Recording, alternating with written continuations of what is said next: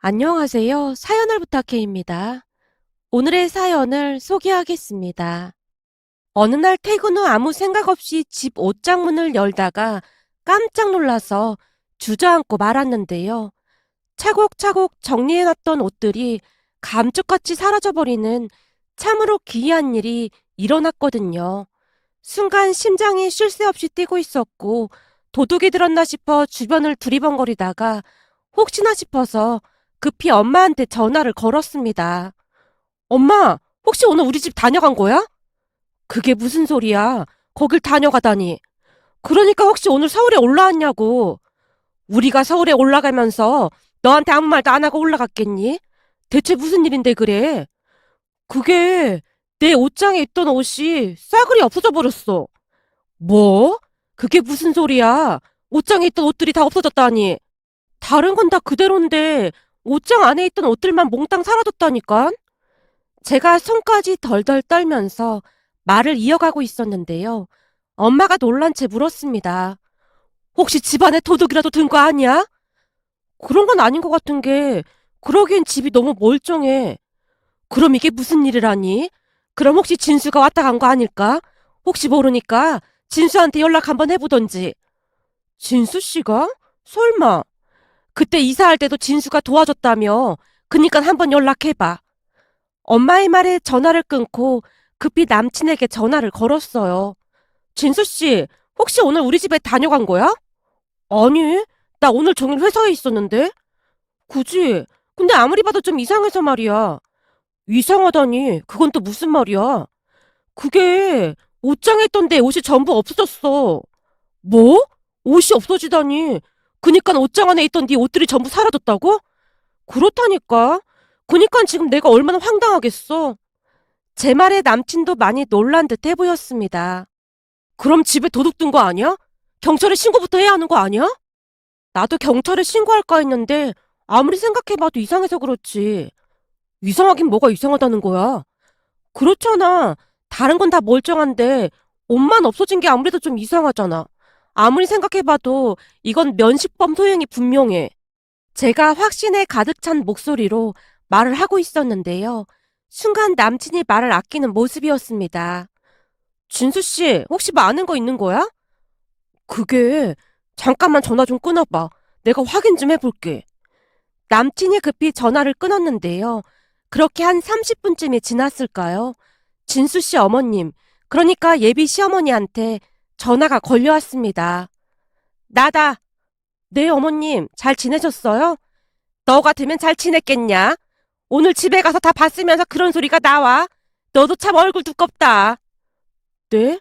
그게 무슨 말씀이세요?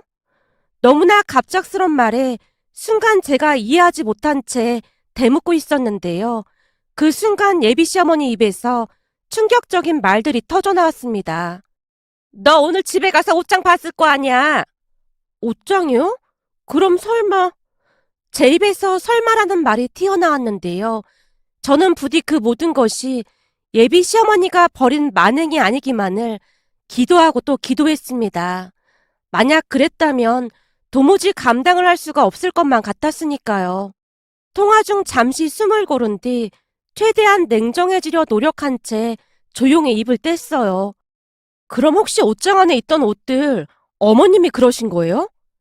그래, 내가 오늘 네 옷장 정리하느라 허리 한 번을 못 펴고 일했어. 넌 어쩜 여자가 그렇게 칠칠 맞을 수가 있는 거니? 젊디 젊은 사람이 무슨 그런 옷을 입고 다녀. 네가 우리 아들보다 직업이 많이 처지면 다른 쪽이라도 노력을 해서 비슷해질 생각을 해야지. 어디서 그따위 옷을 입고 다니고 있어. 그럼 제 옷들은 다 어떻게 하신 거예요? 네 옷? 다 내다 버렸지. 그러니까 어디다 버렸냐고요. 거기 중요한 옷도 있으니까 빨리 말하세요. 중요한 옷? 내가 보기엔 다 누더기 같은 옷들만 있더구만. 중요한 옷은 무슨 중요한 옷이 있어. 그 순간 하늘이 무너져 내렸다고 해야 할까요? 그리고 곧 이성을 잃은 채 예비 시어머니에게 빽 하고 소리를 질렀어요. 저기요, 옷 어디다 버렸어요? 어디다 버렸냐고요? 그 쓰레기를 어디다 버리겠어? 의류수거함에 버렸지. 근데 얘가 왜 이래? 너 지금 제정신이야? 당신이야말로 정신이 이상한 거겠지. 왜 남의 집에 맘대로 들어와서 내 옷을 맘대로 버리냐고요? 뭐? 당신? 얘가 안 되겠네. 너 지금 시애미한테 그게 무슨 말버릇이야? 결혼도 안 했는데 시어머니는 무슨 시어머니입니까? 앞으로 다시는 연락하지 마세요. 진짜 상종을 못할 집구석이구만. 그 보라색 스웨터 없어졌으면 진짜 내가 가만 안 있을 거니까 그렇게 알고 있어요. 남의 집에 무단 침입했다고 경찰에 신고할 거고 나 이대로 못 넘어가요. 너무나 흥분한 나머지 손이 벌벌 떨리고 있었습니다. 그리고는 급히 1층으로 내려가서 의료 수거함을 뒤지기 시작했는데요. 눈에서 눈물이 비 오듯 쏟아지고 있었습니다. 다른 옷들은 다 괜찮았지만 그 보라색 스웨터는 돌아가신 할머니께서 직접 뜨개질을 해주신 옷이었거든요. 워낙 오래돼서 옷이 많이 낡아 있었지만 제게는 너무나도 소중한 그런 보물 같은 옷이었어요. 그런 옷을 허락도 없이 버렸다는 말에 정이 떨어질 대로 떨어졌고 저는 남친과 헤어질 각오까지 하게 되었습니다. 남친과 저는 지인의 소개로 만나게 되었는데요. 어느 날 같은 학교 은주쌤이 제게 들뜬 목소리로 물었어요. 저기 효진쌤, 소개팅 한번 해볼래? 소개팅이요? 글쎄요, 전 아직 생각이 없어서요. 사실 우리 엄마 친구인데 어찌나 소개를 해달라고 하는지 거절할 수가 없어서 내가 효진쌤한테 물어본다고 했거든. 저한테요? 그쪽에서 무조건 학교 선생님을 찾고 있어서 말이야. 그치만 저는 직군이 좀 다르잖아요. 다르긴 뭐가 달라. 세상에서 제일 꿀부지게 근무하고 있으면서. 사실 우리 같은 사람들보다야 훨씬 나은 거 아니겠어? 그니까 그냥 한 번만 만나주라. 내가 이렇게 부탁 좀 할게. 그때 당시 그다지 내키지 않았기에 제가 선뜻 대답을 못하고 있었는데요. 은주쌤이 다시 졸라대기 시작했어요. 효진쌤, 한 번만 만나주라. 남자가 7급 공무원인데 진짜 괜찮아서 그래. 라며 계속해서 졸라댔기에 어쩔 수 없이 소개팅 자리에 나갔는데요. 남자는 제가 마음에 들었던 것인지 적극적인 표현을 해왔습니다. 성격도 좋아 보였고 외모도 나쁘지 않은 편이었기에 우리는 금세 가까워졌어요. 그렇게 한동안 만나다가 결혼 이야기가 나오게 되었고 남친 집에 인사를 갔는데요. 처음에는 아주 반기는 듯한 그런 모습이었기에 저도 마음을 놓고 편한 마음으로 있었어요. 그런데 잠시 후 대화를 하던 중 남친 어머니 표정이 순식간에 바뀌었습니다. 저기, 내가 지금 잘못 들은 거 아니지? 네? 그게 무슨 말씀이세요? 아니, 지금 한 말이 무슨 말이냐고. 남친 어머니가 남친과 저를 번갈아 가며 바라보다가 다시 물었어요. 그니까 학교 선생님이 아니다 그 말인 거잖아. 엄마, 보건 선생님도 똑같은 선생님인데 무슨 그런 말이 있어. 보건 선생님이라고 하면 양호실에 근무하는 그런 사람을 말하는 거잖아. 양호 선생님이 어떻게 학교 선생님이야? 네? 그게 조금 다르긴 한데. 다른 정도가 아니잖아. 그니까 수학, 국어, 영어를 가르치는 선생님이 아니라는 거잖아. 내가 분명히 선생님 자리로 알아봐 달라고 했는데 이게 웬일이야? 남친 어머니의 얼굴이 사색이 되어 있었기에 오히려 제가 더 놀랄 수밖에 없었는데요. 일반 선생님들과 직무가 다르긴 했지만 그렇게 무시를 받을 만한 직군은 아니라고 생각한 채 살았기에 남친 어머니의 행동에 큰 충격을 받을 수밖에 없었어요. 사실 제 입으로 이런 말하기가 좀 그렇긴 한데 학교 보건 선생님으로 근무를 하기가 하늘의 별 따기만큼 어렵다고 할 정도로 쉽지 않은 건 사실이었으니까요.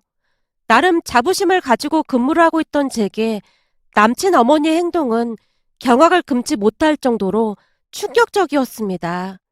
한마디로 남친 어머니는 보건교사라는 직업을 철저하게 무시했어요.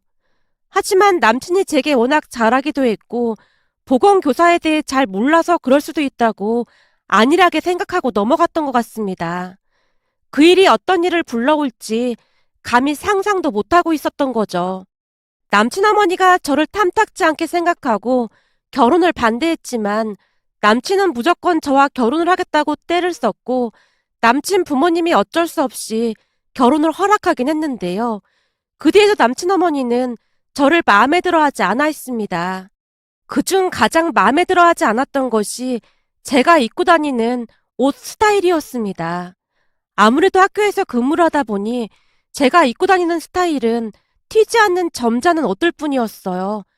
옷은 그저 깔끔하고 단정하게 입고 다니면 된다는 생각을 했었기에 깔끔한 흰색 셔츠에 검정색 바지를 즐겨 입는 편이었습니다.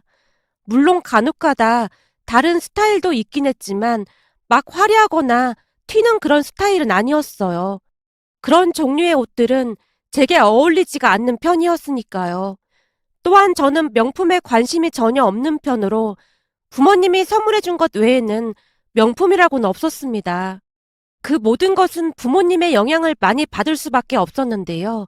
사업을 하시면서 워낙 알뜰하게 살고 계시는 부모님을 보며 자라다 보니 거칠에 집중하는 것을 딱히 좋아하는 편이 아니었어요. 그래서였을까요? 남친 어머니는 저를 더욱 못마땅해 했습니다. 어느 날 같이 식사를 하자며 만난 적이 있었는데요. 제가 입은 옷을 훑어보더니 다짜고짜 말을 꺼내기도 했어요. 너 그 옷은 어디서 산 거니? 아무래도 학교에서 근무를 하다 보니 편한 옷이 필요해서 그냥 인터넷에서 많이 사는 편입니다. 자주 이용하는 곳이 있는데 거기가 편하게 잘 나와서 자주 이용하는 편입니다. 누가 들으면 네가 진짜 학교 선생님인 줄 알겠구나. 넌 어쩜 눈 하나 깜빡하지 않고 아무렇지도 않게 말할 수가 있는 거니? 네? 그게 무슨 말씀이세요? 그렇잖아. 양호 선생 주제에 학교 선생 행세를 하고 다니고 있는 거잖니. 그리고 양호실에서 할 게 뭐가 있다고 편한 옷만 찾아. 그냥 딱 봐도 내내 노는 것 같아 보이던데. 어머님, 제 입으로 이런 말씀 드리기 조금 그렇긴 한데요. 사실 보건교사 되는 게 절대로 쉬운 일이 아닙니다. 저희도 따로 임용고시도 보거든요. 양호 선생 주제에 임용고시 같은 소리 하고 있네. 내가 모른다고 속이려고 그러나 본데 나 그렇게 무식한 사람 아니니까 속이려고 하지 마라. 남친 어머니가 어이없다는 표정으로 노려볼 뿐이었습니다. 아마도 그때 남친이랑 정리를 했어야 했던 것이 아닌가 하는 생각만 드네요. 하지만 남친의 헌신적인 모습을 보며 남친 어머니의 모습을 관가했던 게 아닌가 싶습니다. 지금 생각해보면 눈에 콩깍지가 씌었던 것 같았습니다. 그렇게 결국 상견례까지 하게 되었는데요. 상견례 날을 떠올리면 황당해서 그저 웃음밖에 나오지 않는답니다. 그러니까 상견례 날 예비 시부모님이 명품으로 치장을 하고 나왔는데요. 두 분의 옷차림 중 가장 기가 막혔던 부분이 예비 시어머님은 그렇다 치더라도 예비 시아버지 목에 걸려있던 금목걸이였습니다. 왠지 뭔가가 많이 어색해 보이는 그런 분위기였거든요. 그 모습에 부모님의 얼굴이 사색이 되어 있었습니다. 자리에 앉자마자 예비 시어머니가 말을 꺼냈어요. 제가 보니 효진이가 부모님을 닮아서 검소한 편인가 봅니다. 두 분도 엄청 검소하신 편인가 보네요. 아, 네. 아무래도 저희가 사치를 좋아하지 않아서요. 제가 듣기로는 돈도 많다고 들었는데 있는 사람들이 돈을 써줘야 나라 경제가 돌아가지 않겠습니까? 설마 사돈 두 분도 인터넷에서 옷 사고 그러시는 건 아닌 거죠? 제가 들어보니 효진이는 옷을 인터넷에서 산다고 하지 뭡니까? 예비 시어머니가 손으로 입을 가린 채 고상한 척하며 웃고 있었는데요. 그러면 그럴수록 부모님의 표정이 말이 아니었습니다. 그렇게 잠시 뒤 음식이 나왔고 예비 시어머니가 다시 말을 꺼냈어요. 두 분은 워낙 검소해서 이런 고급 음식은 처음 드셔보는 거겠네요. 사시는 곳이 지방이다 보니 이런 음식점 찾기도 많이 힘드시죠? 그러니 많이 드세요. 우리는 워낙 자주 먹어서요. 예비 시어머니가 우리 부모님께 음식을 권하고 있었습니다. 그 뒤 예비 시어머님이 명품백에 대해 자랑을 하고 있었는데요. 엄마가 예비 시어머니 백을 빤히 바라보는 듯 하더니만 한마디를 했습니다. 저기, 제가 이런 말씀 드리기 그렇지만 좋은 백을 가지고 오셨네요. 그럼요. 이게 무려 500만 원이 넘는 백입니다. 그런가요? 제가 구경 좀 해봐도 되겠습니까? 네? 구경이요? 그럼요. 효진이 어머니도 이런 백 좀 사고 그러세요. 예비 시어머니가 신나서 엄마에게 백을 내밀고 있었습니다. 그런데 백을 유심히 살펴보던 엄마가 조용히 입을 열었어요. 저기 죄송한데 혹시 이 백 어디서 사셨는지요? 어디서 사다니요? 그건 왜 묻는 겁니까? 순간 예비 시어머니가 당황한 표정으로 엄마에게 대묻고 있었는데요. 제가 이런 말씀 드려도 될지 모르겠지만 이거 가품 같아서요. 혹시 백화점에서 사신 건가요? 뭐요? 작아요? 지방 사는 촌사람이 뭘 한다고 그런 말을 하는 거요? 예비 시어머니가 눈을 요리조리 피해가며 엄마에게 따지듯 물었어요. 제가 비록 지방 살긴 하지만 명품인지 가품인지 구별할 정도는 되거든요. 근데 이건 엉성해도 너무 엉성해서 그냥 누가 보더라도 가품이 확실해 보이네요. 사실 저도 이거랑 같은 진품이 있어서 제가 잘 알고 있거든요. 혹시 백화점에서 사신 거라면 뉴스에도 나올 정도로 심각한 문제인 것 같아서 말씀드리는 겁니다. 그러니까 꼭 가서 확인해 보세요. 백화점에서 이런 가품을 팔았다면 큰 문제가 될 수 있는 거 아니겠습니까? 엄마의 말에 예비 시어머니의 얼굴이 사색이 된 채 급히 테이블 밑으로 백을 감추는 모습이었습니다. 그 모습에 예비 시어머니가 가품임을 이미 알고 있었다는 확신마저 들었습니다. 뜻하지 않던 엄마의 반격으로 인해 예비 시어머니가 횡설수설하는 모습이었고 또다시 제 직업을 비하하는 말을 하기 시작했어요. 우리 아들이 7급 공무원인 건 알고 계신 거죠? 근데 효진이 직업 말입니다. 우리 효진이 직업이라니요? 사실 우리는 효진이가 학교 선생님인 줄 알고 소개를 받았던 겁니다. 근데 뜬금없이 보건교사라고 하니 많이 실망했습니다. 대체 어느 부분에서 실망을 했다는 말씀이신지요? 그걸 꼭 제 입으로 말을 해야겠습니까? 사실 보건교사를 누가 선생이라고 하겠습니까? 종일 보건실에 짱 박혀서 그냥 약이나 발라주는 그런 사람 있잖아요. 그러니 교단에서 수학이나 영어를 가르치는 선생님들보다 수준이 좀... 예비 시어머니가 저를 힐끗 바라보며 무시하는 듯한 발언을 했고 그 말을 듣던 엄마가 입가에 미소를 머금고는 입을 열었어요. 혹시 보건교사가 되려면 어떤 과정을 거치는지 알고 계시는지요? 예? 과정은 뭔 놈의 과정이 있겠습니까?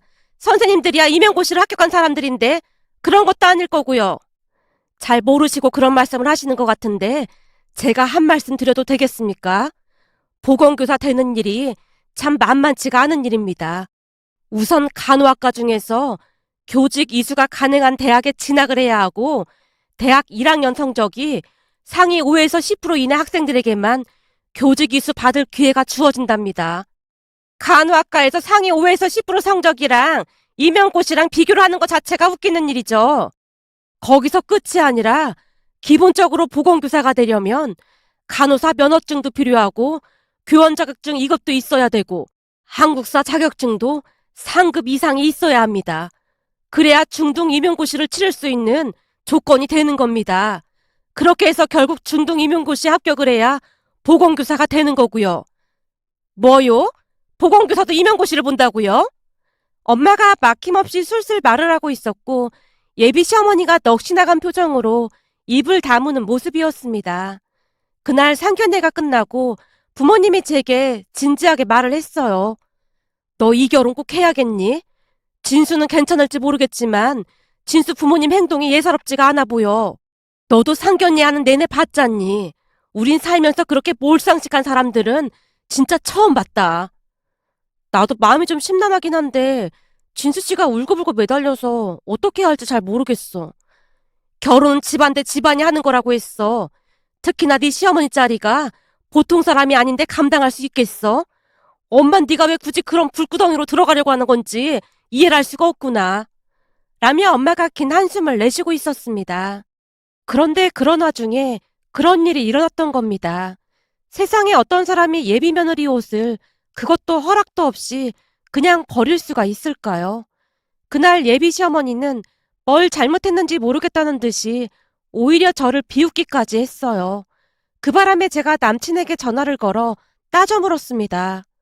내가 진짜 이해가 안 돼서 그러는데 진수 씨 어머니가 우리 집 비밀번호는 어떻게 알고 있었던 거야? 사실 며칠 전에 나한테 얼핏 물어봤던 적이 있었는데 내가 네 생일이라고 했거든. 진수 씨 어머님 내 생일 모르잖아. 그것도 내가 말해줬어. 뭐? 진수 씨 제정신이야? 왜 남의 집 비밀번호를 막 말하고 다니는 거야? 우리가 곧 결혼할 사이인데 남이라는 말은 좀 그렇다. 아니지. 난 결혼해도 시어머니랑 비밀번호 공유할 생각 없었어. 거기다 남의 집에 들어와서 어떻게 옷을 마음대로 버릴 수가 있어? 그게 아무래도 엄마는 네가 좀 괜찮은 옷을 입었으면 해서 그랬던 것 같아. 사실 네가 입고 다니는 옷이 좀 그렇긴 했잖아. 내가 엄마 편을 들겠다는 게 아니라 나도 네 옷들이 썩 마음에 들었던 건 아니야.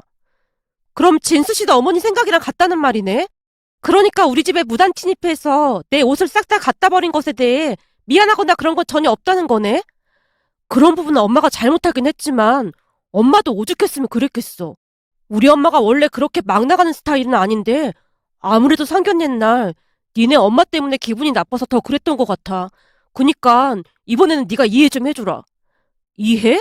무슨 이해를 해? 우리 결혼 다시 생각해보자. 뭐? 결혼을 다시 생각하다니? 그게 무슨 말이야? 지금 상견례까지 했는데. 상견례 한 게 뭐가 대수라고 그래? 사실 상견례 했을 때도 긴가민가 했었는데 이번에 확실해졌어. 나 진수 씨랑 결혼 못해. 그리고 진수 씨 어머니 정신과 상담 받아보라고 해. 아무리 생각해봐도 이건 정상적인 사람이 할 수 있는 행동이 아니잖아? 우리 수거함에서 우리 할머니께서 만들어주신 스웨터 찾느라 내가 얼마나 고생했는 줄 알기나 해? 어쩜 남의 물건을 허락도 없이 그것도 몰래 들어와서 다 버릴 수가 있어? 암튼 난 자신 없으니까 우리 그만 헤어지자. 아니 뭘 그런 걸로 헤어지자고 그래. 사실 우리 결혼하면 우리는 지방에 내려가서 살 거라 그런 걱정할 필요도 없잖아. 그건 또 무슨 말이야? 결혼하면 지방에 내려가서 산다니. 아니 그러니까 내 말은 나중에 장인어른 사업 물려받을 사람이 필요하잖아? 근데 네가 외동딸이고 하니까 그거 물려받을 사람이 나밖에 더 있어? 그럼 우리 엄마 만날 일도 별로 없을 거 아니야. 그니까 네가 조금만 참아줘. 라는 미친 소리를 하는 게 아니겠습니까? 결국 저는 전 남친의 흑심까지 눈치채게 되었고 두 번 생각해 볼 필요도 없이 더욱 단호하게 헤어짐을 통보했습니다. 그 뒤 전 남친의 전화를 차단해 버렸는데요. 이번에는 전 남친 어머니가 전화를 해대길래 역시나 안 받았더니 문자를 보내오고 난리도 아니었어요. 문자 내용을 잠시 말씀드리자면 그런 거지 같은 옷 좀 버렸다고 파혼하겠다는 게 말이나 되는 소리냐? 아무리 화가 나서도 그렇지 어떻게 파혼 얘기를 그렇게 함부로 꺼낼 수가 있어? 만나서 얘기 좀 하자. 내가 옷은 새로 사주마. 그런 문자를 수시로 보내왔습니다. 결국 저는 전남친 어머니 전화번호도 차단해버렸는데요. 그 뒤 전남친 어머니가 우리 부모님 집까지 찾아가서 빌어댔다고 하네요. 엄마가 단호하게 말을 하고는 내쫓아버렸고요. 우리가 알아보니 주거 침입죄에 해당된다고 하던데 계속 이런 식으로 귀찮게 하면 그때 경찰에 신고해버릴 테니까 콩밥 먹기 싫으면 얼른 돌아가세요. 파혼했는데 왜 찾아와서 귀찮게 하는 겁니까? 라며 내쫓았다고 합니다. 그 와중에도 전남친 어머니가 가품 백을 메고 있더랍니다. 그 모습에 엄마가 혀를 내두를 정도였고요. 그 뒤 전남친을 소개해준 사람에게 모든 사실을 다 말했고 은주쌤도 많이 놀란 듯 해보였는데요. 어느 날은 조심스레 말을 꺼내기도 했습니다. 미안해. 진짜 그런 집구석인 줄 몰랐어. 근데 진수씨 어머니 진짜 대단한 것 같아. 나한테 효진쌤이랑 만나게 해달라고 난리도 아니야. 아직도 그러고 있는 거예요? 말도 마. 어제도 우리 집에 찾아와서 울고불고 난리도 아니었어. 우리 엄마도 기함을 하고 내쫓았을 정도라니까. 술까지 취해서는 울고불고 나한테 왜 빌어대는 건지 모르겠어. 내가 듣기로는 지금 진수씨 거진 폐인돼서 집에도 안 들어온대. 작은 원룸 얻어서 나갔다고 하더라고. 집이랑 영 끊고 산다고 말이야. 우리 엄마도 당신 친구가 그 정도인 줄은 몰랐다고 요즘은 피하고 있을 정도야. 그런 사람들인지 진짜 모르고 소개해줬는데 효진쌤한테 진짜 미안해. 라며 은주쌤이 몇 번이나 사과를 했는지 모르겠습니다. 은주쌤 말로는 평소 전남친 엄마가 그렇게나 고상하게 행동을 했다고 합니다. 그래서 다들 감쪽같이 속았다고 하네요. 결국 전남친은 가족들과 연을 끊고 살고 있다고만 들었습니다. 세상에 이런 사연이 또 있을까 싶어 이렇게 글 작성해 봅니다. 오늘의 사연은 여기까지였습니다. 즐겁게 보셨다면 구독, 좋아요 부탁드립니다. 고맙습니다.